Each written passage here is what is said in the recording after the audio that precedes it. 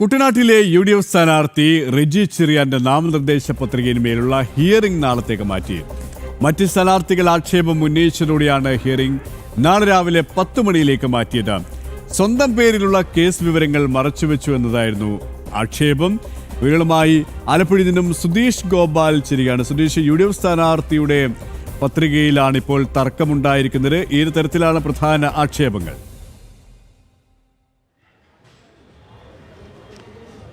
UDFിൻ്റെ കുട്ടനാട് സ്ഥാനാർത്ഥിയായ റെജി ചെറിയാൻ്റെ പത്രികയെ സംബന്ധിച്ചാണ് ഇപ്പോൾ തർക്കമുണ്ടായത്. ഇന്ന് സ്ക്രൂട്ടനി കളക്ടറേറ്റിൽ നടക്കുമ്പോഴാണ് കേസ് വിവരങ്ങൾ പൂർണ്ണമായി നൽകിയിട്ടില്ല എന്ന് ചൂണ്ടിക്കാട്ടി LDFിൻ്റെ പ്രതിനിധികൾ തർക്കമുന്നയിച്ചത്. അതേ തുടർന്ന് പരിശോധിച്ച് 3 പത്രികകളായിരുന്നു നൽകിയിരുന്നത്. അതിൽ 2 പത്രികകൾ നേരത്തെ തന്നെ തള്ളിയിരുന്നു. അതിനുശേഷം അതിൽ പൂർണ്ണമായും അംഗങ്ങളുടെ ഒപ്പുപോലും ഉണ്ടായിരുന്നില്ല എന്നതാണ് ചൂണ്ടിക്കാണിച്ചത്. അതിനുശേഷം ഒരു പത്രിക സൂക്ഷ്മ പരിശോധന നടത്തുമ്പോഴാണ് അതിൽ കേസിൻ്റെ വിവരങ്ങൾ പൂർണ്ണമല്ല എന്ന് ചൂണ്ടിക്കാട്ടി ഇടതുപക്ഷ പ്രതിനിധികൾ ആക്ഷേപം ഉന്നയിച്ച് തുടർന്ന് അത് വിദഗ്ധ പരിശോധനയ്ക്കായി മാറ്റി. ആ പരിശോധനയിലും കേസിൻ്റെ വിവരം പൂർണ്ണമല്ല എന്ന് കണ്ടെത്തി. കാരണം ഇടതുപക്ഷ പ്രതിനിധികൾ ആ മറ്റ് കേസിൻ്റെ സൂചിപ്പിച്ചിട്ടില്ലാത്ത കേസിൻ്റെ വിവരങ്ങൾ അവിടെ ഹാജരാക്കിയിരുന്നു. തുടർന്നാണ് വീണ്ടും ഹിയറിംഗ് നടത്തുന്നതിന് വേണ്ടി നാളെ രാവിലെ 10 മണിയിലേക്ക് മാറ്റിയിരിക്കുന്നത്. നാളെ രാവിലെ 10 മണിക്ക് ഇതിൻ്റെ ഹിയറിംഗ് നടക്കുമ്പോൾ ആ കേസിൽ ജാമ്യം എടുത്തിട്ടുണ്ട് എങ്കിൽ ഒരുപക്ഷെ ഇത് അംഗീകരിച്ചേക്കാം. അത് സംബന്ധിച്ച് റിട്ടേണിംഗ് ഓഫീസറാണ്